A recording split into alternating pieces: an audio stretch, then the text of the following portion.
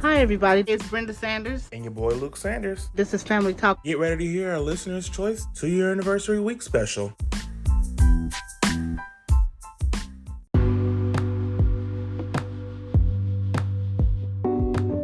What's up? It's your boy Luke P. Sanders, and I'm taking over today for Family Talk Podcast because today we're talking about the time I met the Breakfast Club. So this was like 3 years ago in the summer of 2019. I sound old saying that, but it was the summer of 2019, and I had just went to like a radio boot camp, and it was just pretty much how to sharpen your skills for radio and how to do radio better and how to, gain some skills and some connections for that. And at the end, they invited us to go to this convention in Chicago, and I didn't know how I was going to do it, but the Lord provided a way for me to be able to go. And I went, and I was able to meet the Breakfast Club. It was a 2-day convention, first day convention. I was very, I didn't know what to do because I was trying to be still professional. So I didn't feel like I was 100% myself because I felt like I was trying to fit myself into a box that I didn't need to fit into. So the second day, that's when I was much more myself. I dressed more like myself.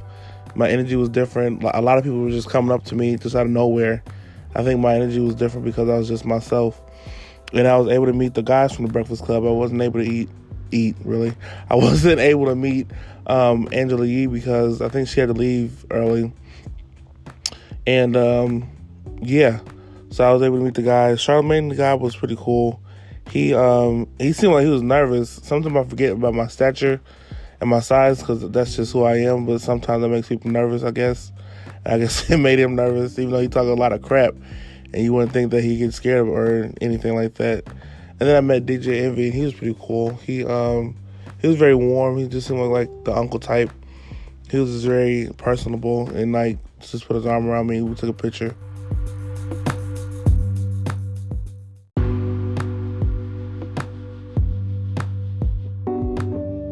Hey, what's up, everybody? It's your boy Luke P. Sanders, and I'm taking over Family Talk today. And today I'm talking about almost working with major label Sony. So this was 4 years ago, and I was talking to somebody that I knew from high school, and they were a producer, and they had they had a studio, and they invited people to come and do quick sessions and whatever. You pay a fee and come do a song real quick, or come rap or sing on a song. And I wasn't ready to let anybody hear my sound just yet because I have music written, have a whole album ready to go. But I was like, nah, I don't want to do that. I just want to go to the studio and network and see what the studio is all about because I never have been in the studio.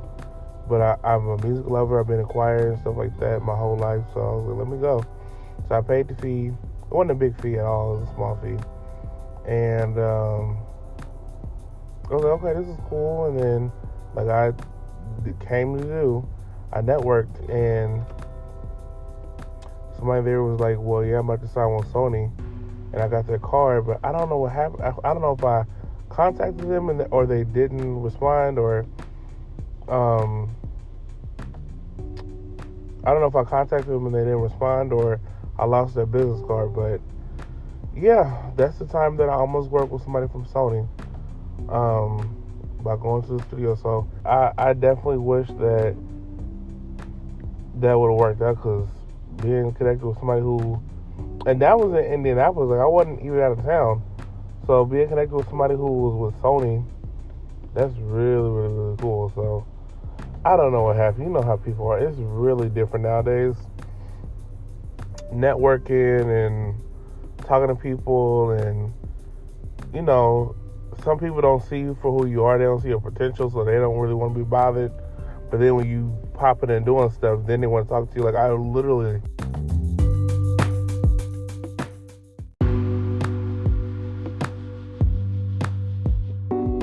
Having a network is not super hard. The only thing that's really been hard is having something air every week. That's been very challenging. But luckily I have things that I had in the archive and shows I've done in the past that I could, put on there and schedule and everything like that. But the new stuff and filming new stuff, that's been challenging. But as far as the business quote unquote of it, like as far as like releasing the press releases and the exclusives, those are fun. Those actually get me excited about doing the shows and things like that. I get excited to release that stuff.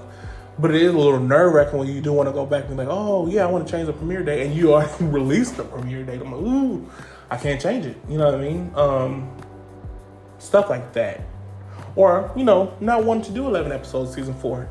Or not, it being more of a challenge, I'll say, to do 11 episodes season 4. I'll be like, ooh, But I did say I'm doing 20 episodes this year, so can't postpone it. I did say in 2023 I am releasing 20 episodes with in 2 seasons with Recreation Hours, so I gotta do it. So it does force you to keep your word. I don't have a problem keeping my word, but with like production stuff and entertainment stuff changes all the time. So I do make sure that I am very aware and very okay with releasing premiere dates, because even for Recreational Hour season 3, that premiere date changed it changed by some months. But I'm like, thank God I didn't release it yet. Thank you. And I was about to. And like days, I was about to say, oh yeah, Recreational Hour is coming at this time. Season 3 will be premiering this time. But just in my life, I didn't have it. I wasn't in a place to where I can do it. You know what I mean? So I had to postpone it, and then I'm gonna just keep it real. I had to postpone it and let season 2 of Recreation Hour air while I get season 3 together. Because let's be clear, I do this all alone. I don't have a team, so it's all on me. So if I'm dealing with a lot in my personal life and I'm just not there creatively, or I even just don't even have the time, I got to figure it out. So I had to figure some stuff out, and thank God I did. And it was crazy because when I did release season 2, the very first month I got season 3 done basically in like a week or so. So it was like I became creative when I had more time and when it wasn't as much pressure, which is crazy. But yeah. Now I've created under pressure before. Let's not get it confused. I've had to do some stuff under pressure. Even a podcast. I remember editing a podcast less than an hour before it was supposed to air. And that was because I was lazy or a procrastinator. I just had a whole lot going on. And that was in 2020, so it was just a lot of stuff going on. But I was like, yeah, never again. I was literally editing stuff up until the minutes, until when it was about to air.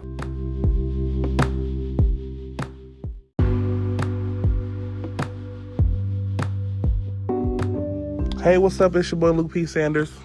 Hey, it's Brenda Sanders. And welcome to Family Talk, the brand new podcast about family talking about different issues from cancer to church hurt to everything you can think of. And today we're going to introduce ourselves, and we're going to talk about our daily routine. So our daily routine pretty much is just either I might take her to the doctor, or I might go to the doctor myself to go to therapy, because we both believe in therapy. And sometimes she might drink all my orange juice. You don't agree to that? I love orange juice. So you don't drink all my orange juice? Not all. A lot of it. Just some. Just some of the orange juice. What are you doing in your daily routine? Right now I'm going to the doctor quite a bit, and just trying to get better with my health. Anything else? Taking it day by day, getting stronger and stronger as the day go by. So we're going to get into it later on into the season, but can you tell the people what exactly you're dealing with your health? Cancer, myeloma, and high blood pressure and diabetes. Anything else? A little bit of everything right there. And we wanted to keep it 100% on this podcast as much as we can without sharing too much, because we want to help other people, and we believe by helping other people we can help the world.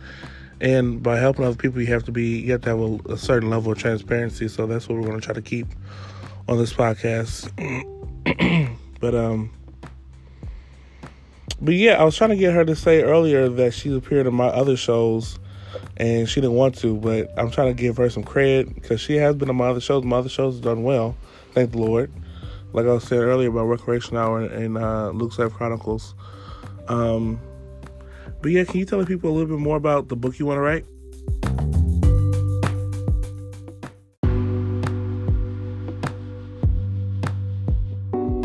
My cancer scare happened in 2020. I just hadn't been feeling good for weeks at a time, and I didn't know what was going on, so I went to the emergency room to find out what was going on, and they ended up putting me in the hospital, and I was in there for about 2 weeks, and they found out that it was myeloma cancer. And what exactly is myeloma cancer?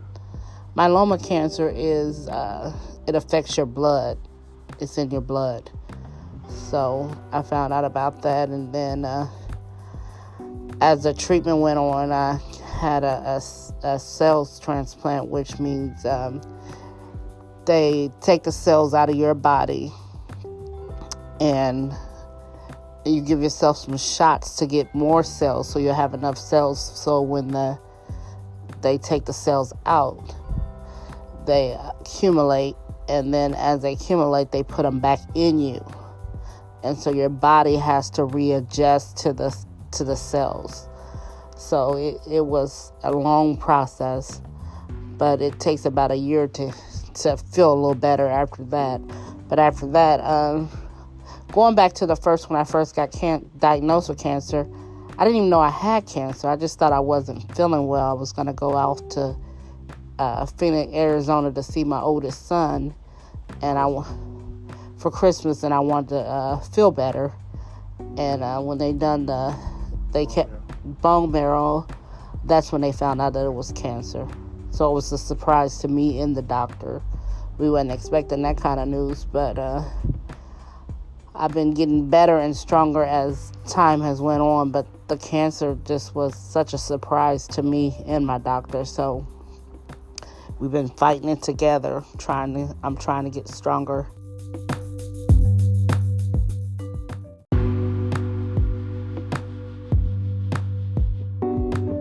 Hey, what's up, everybody? It's your boy Luke P. Sanders and Brenda Sanders. And today is the Volume 2 finale of Family Talk Podcast. I got saved in the apostolic way when I was 12 years old, so all I know is church. So for me to get a church hurt, it was like somebody killed me on the inside, because it was like, okay, this is all I know. And for me to get hurt in a church, that's my life. Church is my life and still is my life to this day. But back then when the church hurt happened, it was just so bad to me, because people were lying on me, saying I said stuff that I didn't say, and it was just crazy to me that church people could act the way they were acting at that time.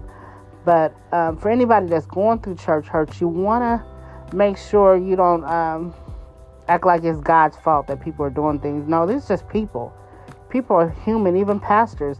They're still human. Some people make their pastors their God, but a pastor is not your God. You can go to God for yourself. So you got to have that relationship with God. So when all that went down, because I had a relationship with God, even though it was hurtful, but because I had a relationship with God, I was still able to walk with God, continue to walk with Him. And I'm not saying I didn't want to give up, because I felt like, okay, if this is what church is about, I don't want it. But it's not about God. It's about the people, and realizing that people are just human beings. A pastor can say things that's hurtful as well, because he's human just like you and I. He brushes his teeth just like you and me. So it don't make them any bigger than you. But I think sometimes when you raise it in the church, you feel like a pastor is you don't mean to do it, but you almost put him on this pedestal like he's up there with God. No, he's not up there with God. He's just a person just like you and I. So with me going through the church hurt, it kind of hurt me in a deeper way than I thought it would hurt. Because even after I went through the church hurt, I was still trying to talk to the pastor.